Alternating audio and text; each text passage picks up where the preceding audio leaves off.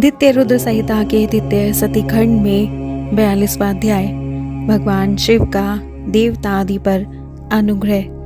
दक्ष यज्ञ मंडप में पधार कर दक्ष को जीवित करना तथा दक्ष और विष्णु आदि द्वारा शिव की स्तुति। ब्रह्मा जी बोले, हे नारद, मुझ ब्रह्मा लोकपाल प्रजापति तथा मुनियों सहित विष्णु के अनुनय विनय करने पर परमेश्वर शिव प्रसन्न हो गए। विष्णु आदि देवताओं को आश्वासन देकर उन पर परम अनुग्रह करते हुए करुणा निधान परमेश्वर शिव जी हंसकर कहने लगे। श्री महादेव जी बोले, हे श्रेष्ठ देवताओं, आप दोनों सावधान होकर मेरी बात सुने। मैं सच्ची बात कह रहा हूँ। हे तात, मैं आप दोनों का क्रोध सर्वदा सहता रहता हूँ। बालकों अर्थात अज्ञानियों के द्वारा किए गए अपराध का मैं न तो वर्णन करता हूँ और न ही चिंतन ही करता हूँ। इस पर भी मेरी माया से भ्रांत प्राणियों के शिक्षणार्थ ही मैं दान धारण करता हूँ। दक्ष के यज्ञ का विध्वंस मैंने कभी नहीं किया है। दक्ष स्वयं ही दूसरों से द्वेष करते हैं। दूसरों के प्रति जैसा व्यवहार किया जाएगा वो अपने लिए ही फलित होगा। अतः दूसरों को कष्ट देने वाला कार्य कभी नहीं करना चाहिए। जो दूसरों से द्वेष करता है वो द्वेष अपने लिए ही होता है। दक्ष का मस्तक जल गया है, इसलिए इनके सर के स्थान में बकरे का सिर जोड़ दिया जाए। भग देवता मित्र की आंख से यज्ञ का भाग देखे। हे तात, पूषा नामक देवता जिनके दांत टूट गए हैं, यजमान के दांतों से भली भांति पिसे हुए अन्न का भक्षण करें। ये मैंने सच्ची बात कही है। मेरा विरोध करने वाले भृंगु की दाढ़ी के स्थान में बकरे की दाढ़ी लगा दी जाए। शेष सभी देवताओं के जिन्होंने मुझे यज्ञ का उच्चिष्ट भाग दिया, सारे अंग पहले की भांति ठीक हो जाएं। यज्ञियों में जिनकी भुजाएं टूट गई हैं, वे अश्विनी कुमारों की भुजाओं से, और जिनके हाथ नष्ट हो गए हैं, वे पूषा के हाथों से अपना काम चलाए। ये मैंने आप लोगों के प्रेमवश कहा है। ब्रह्मा जी बोले, हे नारद, इस प्रकार कहकर वेद का अनुसरण करने वाले सुर सम्राट चराचरपति दयालु परमेश्वर महादेव जी चुप हो गए।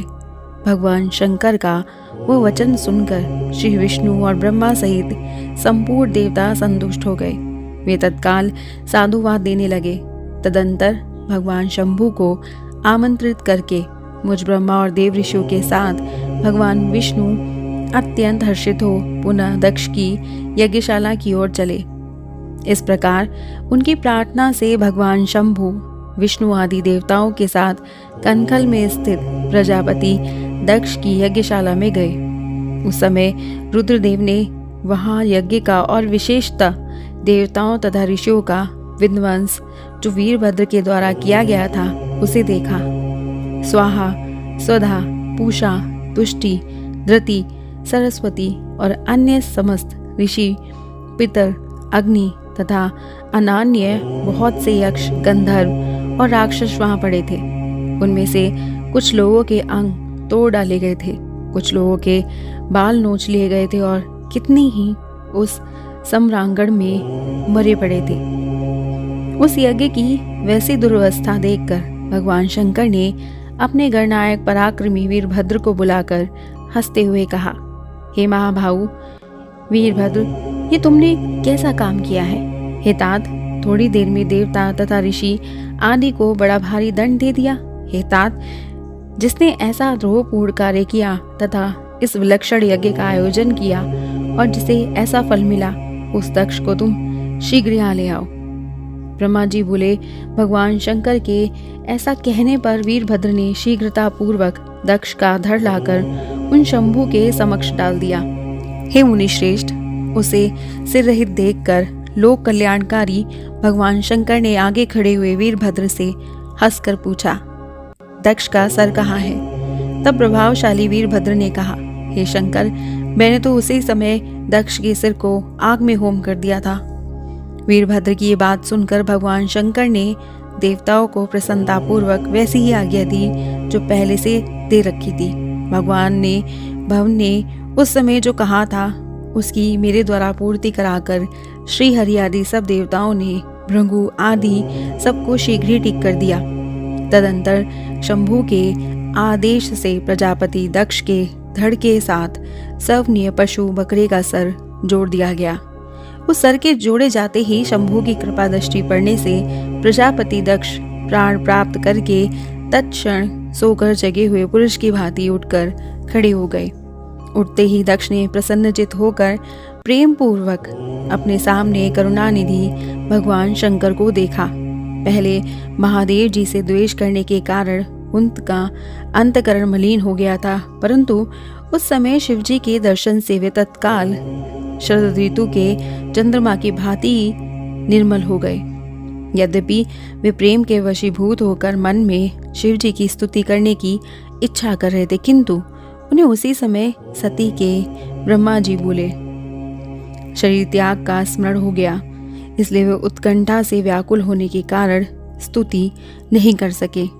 तदंतर लज्जित होकर दक्ष प्रजापति प्रसन्नचित हो विनम्रता पूर्वक लोक का कल्याण करने वाले शंकर की स्तुति करने लगे।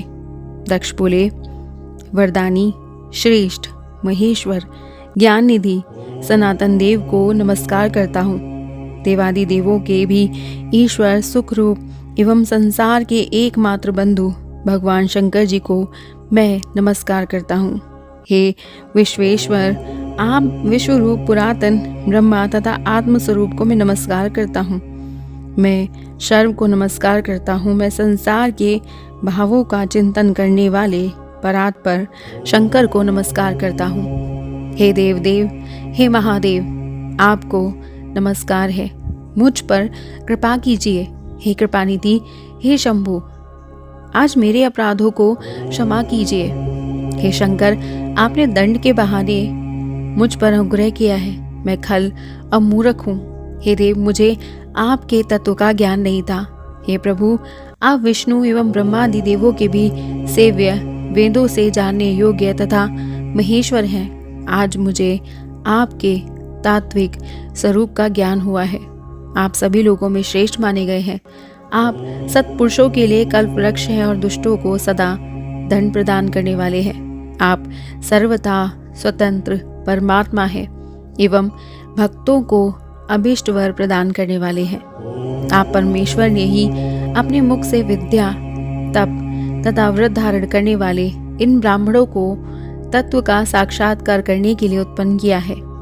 समस्त गौरूप पशुओं की रक्षा जिस प्रकार गौपति द्वारा की जाती है, उसी प्रकार आप सभी विपत्तियों से रक्षा करते हैं। आप मर्यादा के परिपालक तथा दुर्जनों के लिए दंड धारण करते हैं। हे भगवान, मैंने अनेक प्रकार के कटुवचन रूपी बाणों से आप परमेश्वर को बीन डाला था, फिर भी अत्यंत क्षीण आशा वाले इन देवताओं सहित मुझ पर आपने दया ही की है। इसलिए हे शंभु, हे दीन बंधु, हे वत्सल, आप परात पर भगवान मेरे द्वारा की गई पूजा से संतुष्ट हो जाइए। ब्रह्मा जी बोले, इस प्रकार लोक का कल्याण करने वाले महाप्रभु महेश्वर की विनम्रता पूर्वक स्तुति कर प्रजापति मौन हो गए। उसके बाद भगवान विष्णु प्रसन्नचित होकर दोनों हाथ जोड़कर प्रणाम करके गदगद वाणी से वृषभध्वज शिव की स्तुति करने लगे।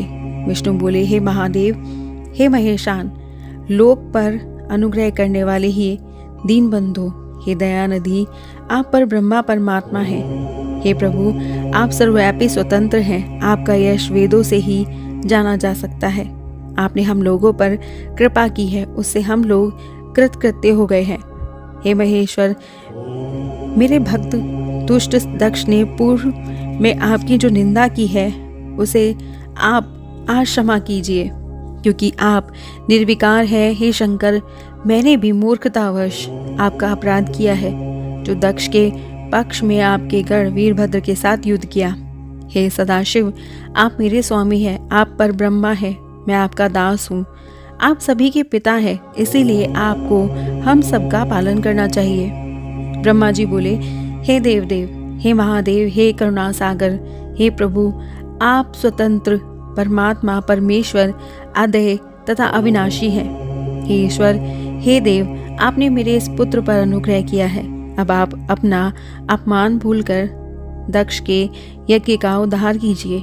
हे देवेश, अब आप प्रसन्न हो जाइए और अपने सभी प्रकार के शापों से इसका उद्धार कीजिए। अब ज्ञानवान ही मुझे प्रेरणा देने वाले हैं और आप ही निवारण करने वाले हैं। हे महामुने, इस प्रकार परमात्मा महेश्वर की स्तुति करके दोनों हाथ जोड़कर मैंने अपने मस्तक को झुकाकर उन्हें प्रणाम किया। तदंतर इंद्र आदि देवतागण एवं लोकपाल सावधान होकर प्रसन्न मुख कमल वाले शंकर जी की स्तुति करने लगे। उसके बाद अन्य सभी देवता, सिद्ध, ऋषि एवं प्रजापतिगण भी प्रसन्नता के साथ शिव जी की स्तुति करने लगे। तत्पश्चात उपदेवता, नाग, सदस्य तथा ब्राह्मण लोग भी सद्भक्ति से प्रणाम कर अलग अलग स्तुति करने लगे। इस प्रकार श्री शिव महापुराण के अंतर्गत द्वितीय रुद्र संहिता के द्वितीय सती खंड में दक्ष के दुख निवारण का कारण नामक 42वां अध्याय पूर्ण हुआ और हमारा अगला अध्याय है भगवान शिव का दक्ष को अपनी भक्त वत्सलता, ज्ञानी भक्त की श्रेष्ठता तथा तीनों देवों की एकता बताना, दक्ष का अपने यज्ञ को पूर्ण करना, देवताओं का अपने अपने लोकों को प्रस्थान तथा सती खंड का उपसंहार और महात्म्य। और इसे जानने के लिए सब्सक्राइब कीजिएगा हमारे YouTube channel Voice of Tales को और हमारी वीडियो को लाइक, शेयर, सब्सक्राइब करना मत भूलिएगा। हर हर महादेव।